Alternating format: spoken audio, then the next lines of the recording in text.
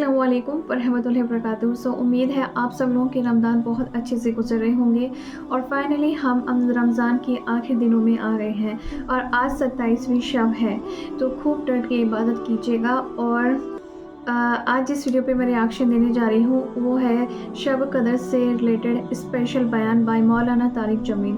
So yes, without any further do let's get start. हमने कुरान को लैलतुल कद्र में उतारा। तुम्हें क्या खबर कि लैलतुल कद्र क्या है?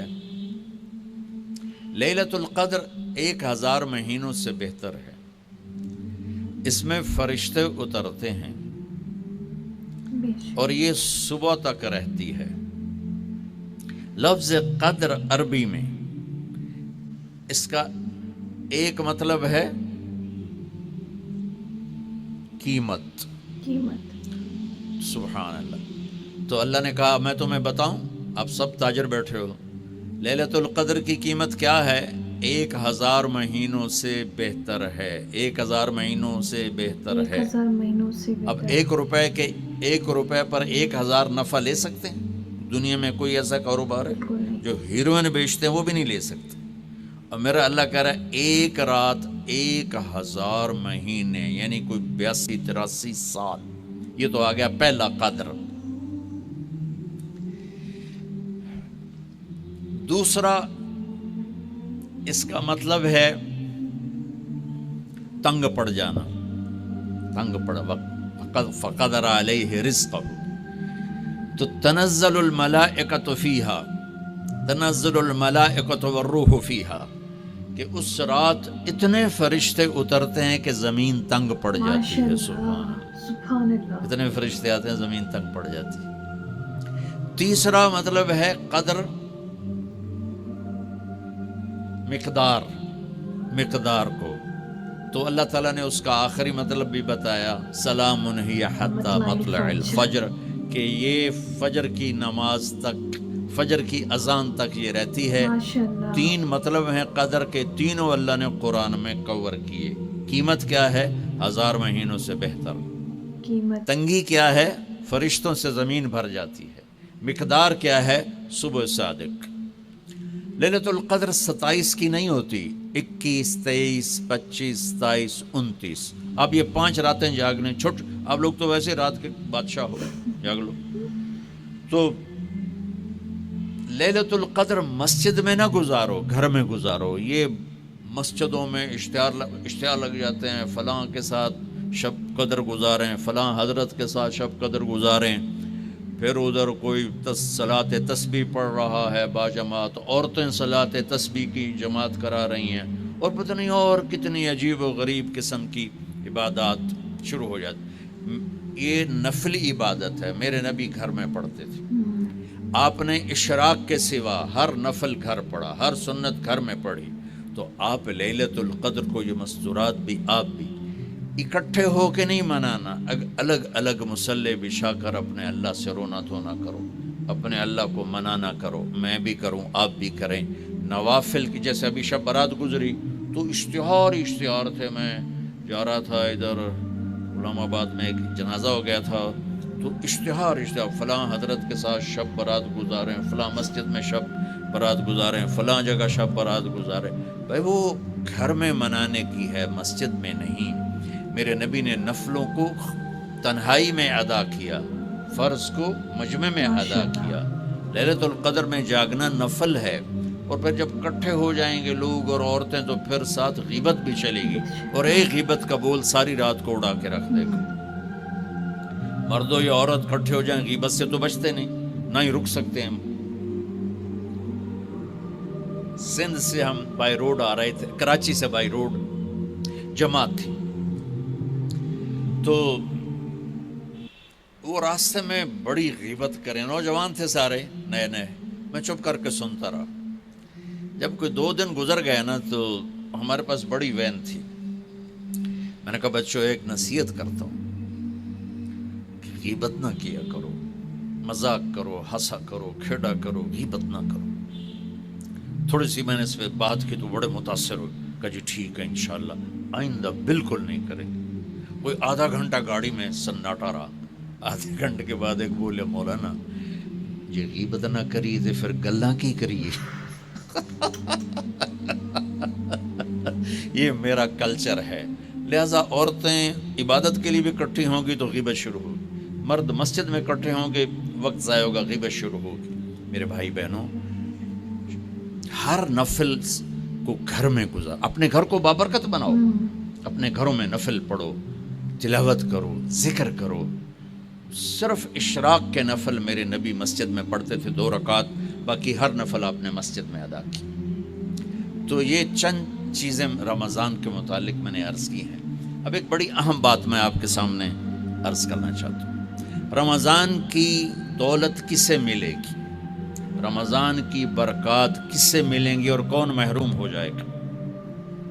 آپ نے فرمایا 4 آدمی ایسے ہیں جن کی رمضان اور شب قدر میں بھی بخشش نہیں ہوتی, بس اس سے ہم اپنے آپ کو بچا لیں. کون ہے یا رسول اللہ؟ آپ نے کہا مدمن خمر, شراب کا عادی. کبھی کوئی پی لے توبہ کر لے, میں اس کی اجازت نہیں دے رہا ہوں. مدمن کا لفظ ہے جو روزانہ شراب پیتا ہے, اس کی رمضان میں بخشش نہیں. عاق لوالدیہ, جو ماں باپ کا نافرمان ہے, اس کی بخشش نہیں. قاطع الرحم, رشتہ داروں سے لڑنے والا, اس کی بخشش نہیں. المشاحن, دل میں بغض رکھنے والا, اس کی بخشش نہیں. ہر وہ چیز جو میرے آپ کے لیے نقصان دہ اللہ نے حرام کر دی, ہر وہ چیز جو میرے آپ کے لیے مفید ہے اللہ نے حلال کر دی. سود حرام کر دیا. ہمارے پاکستان کی معیشت نہیں, پوری دنیا کی معیشت ڈوبی پڑی ہے. سارے ملک قرضوں پہ چل رہے ہیں. سود نے پوری دنیا کو تباہ کر دیا. تو میرے اللہ تعالیٰ نے, آپ دیکھتے نہیں, میرا اللہ کہتا ہے فَأَذَنُوا بِحَرْبٍ مِّنَ اللَّهِ وَرَسُولِهِ, اگر سود نہیں چھوڑو گے تو میرے اور میرے رسول مل کر تمہارے خلاف جنگ کریں گے. بے شک. تو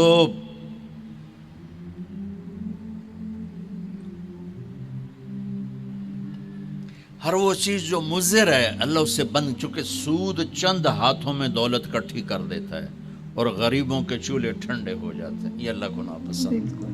جو بھی بھائی پھنسے ہوئے ہیں نکلنے کی نیت کریں اور کوشش کریں, انشاءاللہ چین کی نیند سوئیں گے, چین کے سے اٹھیں گے. ایک عبد الرحمن بن عوف کے 4 اصول بتا دیتے ہوں, سب تاجر بیٹھے ہو, اور صحابہ میں سب سے مالدار ہستی تھے. انہوں نے ایک دن فرمایا میں نے زندگی بھر نہ ادھار خریدا نہ ادھار بیچا. اگرچہ یہ آپ کو آج کے ماحول میں بڑی عجیب بات لگے گی چونکہ ہمارے سارے بازار ادھار پہ چلے گئے. انہوں نے نہ کبھی ادھار خریدا نہ ادھار بیچا, تو کتنا سکون ہو گیا, آرام سے سو رہے ہیں. اب ہماری تجارت میں ادھار خرید رہے ہیں ادھار بیچ رہے ہیں, کبھی وہ تنگ کرتا ہے کبھی یہ تنگ کرتا ہے. تو ایک اس موبائل نے تباہی پھیر دی, باقی کسر اس نے پوری کر دی. ٹوائلٹ بھی فون سن دے بیٹھے, بہت غلط. کبھی سٹاک نہیں کیا مال کو, کبھی سٹاک نہیں کیا, جو ہی نفع ملا فوراً بیچ دیا. واہ واہ. تو ادھار خریدا نہیں, ادھار بیچا نہیں, 2 کبھی سٹاک نہیں کیا, 3 اور کبھی سودے کا عیب چھپایا نہیں. اس میں کوئی عیب ہے بتا دیا, آپ اس پہ آ جائیں, آپ کو شروع میں مشکل ہوگی. اس کے ساتھ سچائی اور دیانتداری کو جوڑ دیں, اللہ کی قسم آپ کا سوتر منڈی جانا بھی عبادت بن جائے گا, آپ کا مل میں جانا بھی عبادت بن جائے گا, اگر آپ اپنے تجارت کے ساتھ سچائی اور دیانتداری کو لے آتے. تو اللہ نے شراب حرام قرار دی کہ یہ تباہ کر دیتی ہے, ساری برائیوں کی جڑ ہے. تھوڑا سا اوپر دیکھیں قرآن کیا کہتا ہے. اللہ تعالیٰ کہتا ہے یہاں نہ پی, تو مجھ سے قرآن سن. کیا؟ ان الابرار یشربون من کاس کان مزاجها کافورا عینا یشرب بها عباد اللہ یفجرونها تفجیرا یوفون بالنذر ویخافون ویطعمون الطعام على حبه مسکینا ویتیما واسیرا انما نطعمکم لوجه اللہ لا نرید منکم جزاء ولا شکورا إنا نخاف من ربنا يوما عبوسا قمطريرا فوقاهم الله شر ذلك اليوم ولقاهم نظرة وسرورا وجزاهم بما صبروا جنة وحريرا متكئين فيها على الأرائك لا يرون فيها شمسا ولا زمهريرا ودانية عليهم ظلالها وذللت قطوفها تذليلا ويطاف عليهم بآنية من فضة وأكواب كانت قوارير من فضة قدروها تقديرا ويسقون فيها كأسا كان مزاجها زنجبيلا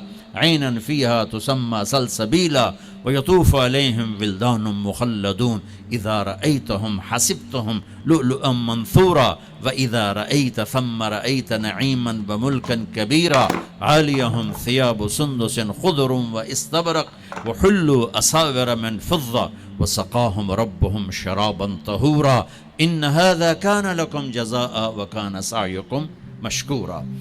یہ سورہ دہر کی 16 آیات ہیں. ان میں اللہ نے صرف ایک نعمت کو ہائی لائٹ کیا ہے، وہ ہے شراب، اور 3 درجے بتائے ہیں کہ جو نیک لوگ ہیں وہ شراب پئیں گے خود اٹھا کے، سراہی اٹھائیں گے، جام میں ڈالیں گے، پئیں گے. بوفے سسٹم، بھائی آپ پہ پاؤ تو آپ پہ کھاؤ. ہیں ان کے بھی نوکر، لیکن اللہ کیٹیگرائز کر رہا ہے کہ جو نچلا درجہ ہے وہ خود اٹھا کے پی رہے ہوں گے، کافوری ہوگی. وَيُسْقَوْنَ فِيهَا كَأْسًا كَانَ مِزَاجُهَا زَنْجَبِيلًا. اس سے جو اوپر والا درجہ ہے انہیں زنجبیل کی شراب پلائی جا رہی ہوگی. پلانے والے قول ہیں ولدان مخلدون، خوبصورت خدام نوکر. پلانے والے کون ہیں؟ اب یہ تو اتنی مستورات بیٹھی ہیں، جنت کے حوریں، وہاں سوکن پڑا کوئی نہیں ہوگا، خوش رہو. اور میرے نبی نے فرمایا تمہیں پتہ وہ کن ہاتھوں سے تمہیں جام پکڑائیں گی کہ اگر اس کے ہاتھ کی انگلی کا یہ فنگر ٹپ سورج کو دکھا دیں تو سورج نظر نہیں آئے گا. ان ہاتھوں کے ساتھ وہ تمہیں جام پیش کریں گے.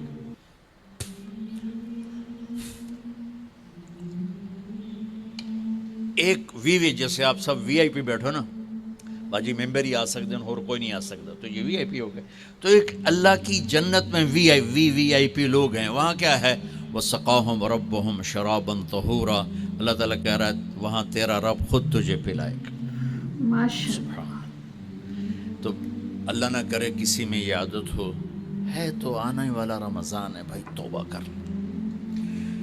دوسری جو چیز ہے نا، اس کے لیے جو اللہ نے لفظ استعمال کیا وہ بڑا خوفناک ہے.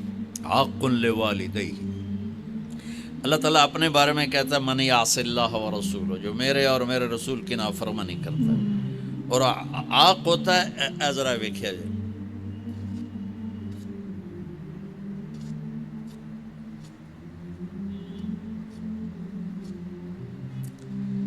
اس کو میں نے اتنا چیر دیا ہے کہ یہ جڑ نہیں سکتا. دیکھ لیا آپ نے؟ وہ کوئی بول لو تو صحیح، ہاں ٹھیک. یہ اب جڑ نہیں سکتا، کسی اتنا پرزے کر دیا ہے. آقا کہتے ہیں کسی کو پرزے کر دینا، چیر کے رکھ دینا. تو یہاں بڑا خوفناک لفظ اللہ نے اس نبی نے استعمال کیا کہ جو اپنے ماں باپ کے دلوں کے ٹکڑے کر دے، جگر کو جلا کے رکھ دے، اس کم بخت کی پورے رمضان میں بخشش نہیں ہوتی. کبھی آواز اونچی ہو جانا فطرت ہے، کبھی سخت بول جانا فطرت ہے. انسان ہے، بشر ہے، بچے بھی اکھڑ جاتے ہیں. لیکن ایک وہ ہے بندہ جس نے اپنے ماں باپ کے دل کو جلا کے رکھ دیا. ہمارے قریبی پڑوسی ذمہ دار تھے، میرے والد صاحب کے تعلق والے، فوت ہو گئے. مجھے ملنے آئے، کہنے لگے بیٹا ہمارے بیٹے نے ہمیں اتنا تنگ کر دیا ہے، وہ آگ میں جل رہا ہو تو ہم میاں بیوی اس کے لیے دعا نہیں کریں گے کہ یا اللہ انہوں بچا لے.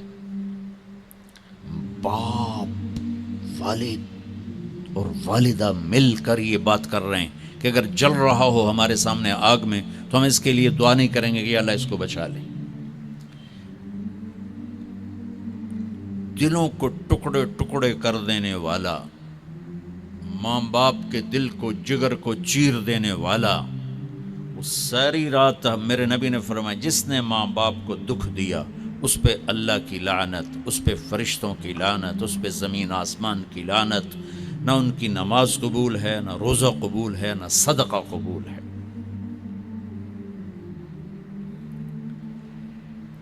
میرے نبی جنت میں گئے تو آپ نے تلاوت سنی، آپ نے کہا یہ کون تلاوت کر رہا ہے؟ کہا جی حارثہ بن نعمان۔ تو آپ بڑے حیران ہوئے، حارثہ بن نعمان تو جیندہ بیٹھا ہے، میں آپ سپیکر کوئی مل جل کے آپ کو 1000-1200 کا مجمع ہے تو آپ کے لیے سپیکر لگا ہوا ہے، حارثہ مدینے میں قرآن پڑھتا ہے، 7 آسمان کو چیر کی آواز جنت میں چلی جاتی۔ آپ نے کہا وہ کیسے؟ کہا جی ماں کی ایسی خدمت کی ہے کہ جب قرآن پڑھتا اللہ ساری جنت کو سناتا ہے۔ ماشاء اللہ۔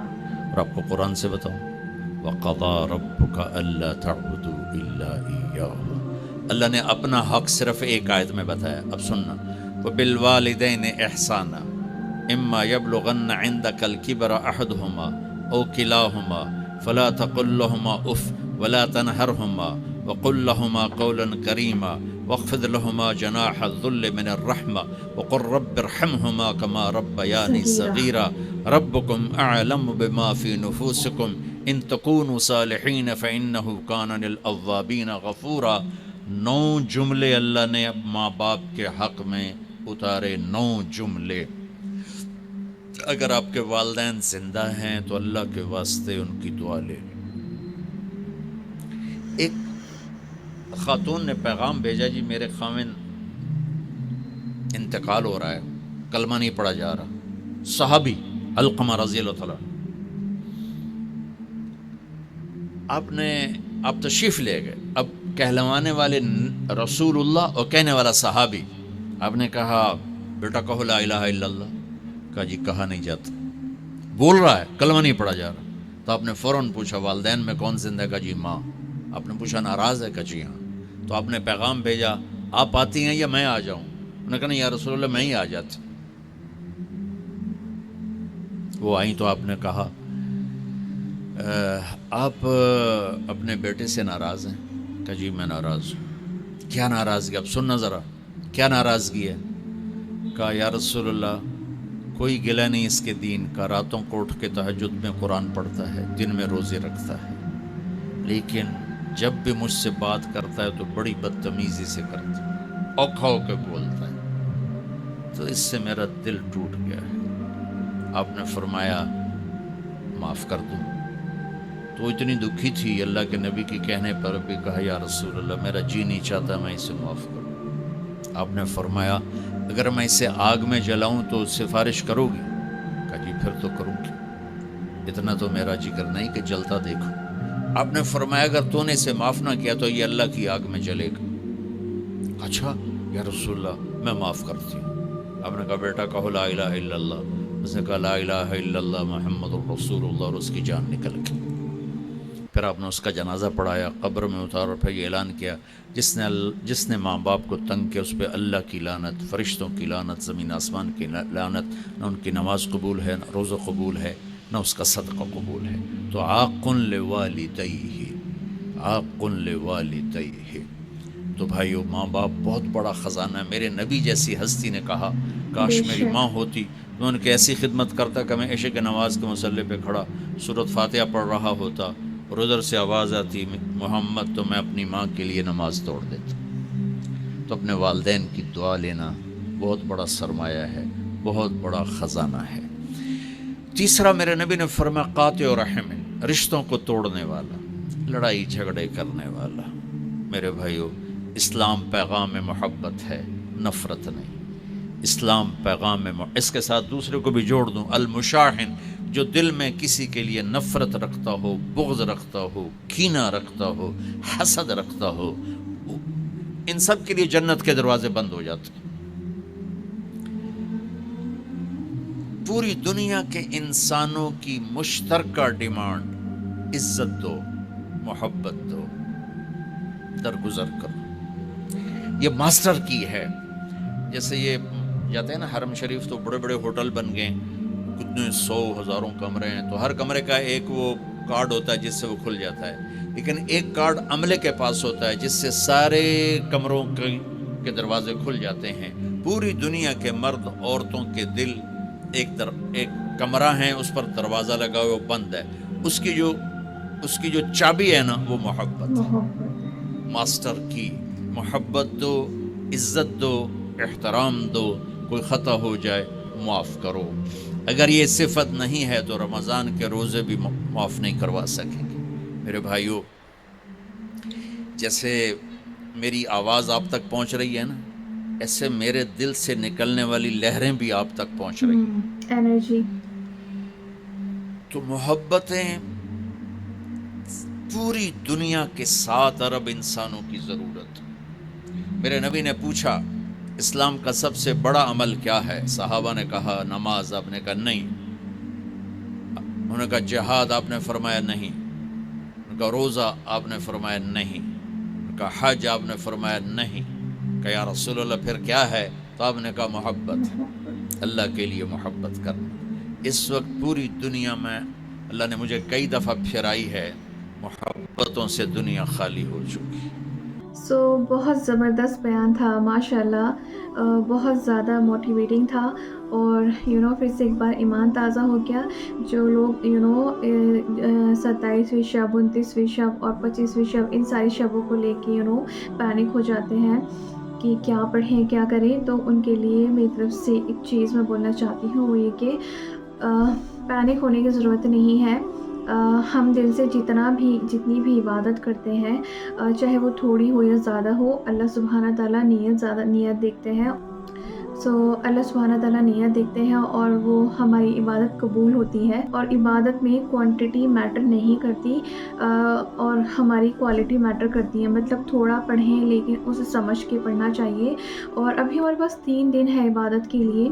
آج دعا ہے کہ اللہ سبحانہ تعالیٰ اس بار جو ہے عید 30 روزوں کے بعد کرائے، تو ہمارے پاس 4 رات ہوں گی. تو اس لیے کیا ہے کہ اس لیے سب سے ایک حصہ ہمیں ذکر کے لیے رکھنا چاہیے، تسبیح کے لیے رکھنا چاہیے، ایک حصہ ہمیں نفل نماز کے لیے رکھنا چاہیے، اور ایک حصہ ہمیں قرآن کے لیے رکھنا چاہیے، اور چوتھا حصہ ہمیں دعا کے لیے رکھنا چاہیے. پھر چاہے وہ عبادت ہماری 20 منٹ کی ہو یا آدھے گھنٹے کی ہو. اور ہم ابھی جب تک عید نہیں آتی ہے، ہمارے پاس اچھی خاصی اپارچونیٹی ہے اللہ سبحانہ تعالیٰ سے ہر وہ چیز مانگنے کی جو ہمیں چاہیے دنیا سے لے کے آخرت تک کی. سیریسلی اس بات پہ بالکل یقین نہیں ہو رہا ہے کہ رمضان بہت تیزی سے گزرا ہے. مطلب اتنی جلدی سے پاس ہو گیا کہ پتہ ہی نہیں چلا، اور اب لاسٹ کے 3 ڈیز بچے ہیں. تو جیسے شب قدر میں اللہ سبحانہ تعالیٰ ہر چیز کے لیے تمام فرشتے اتارتے ہیں زمین پہ.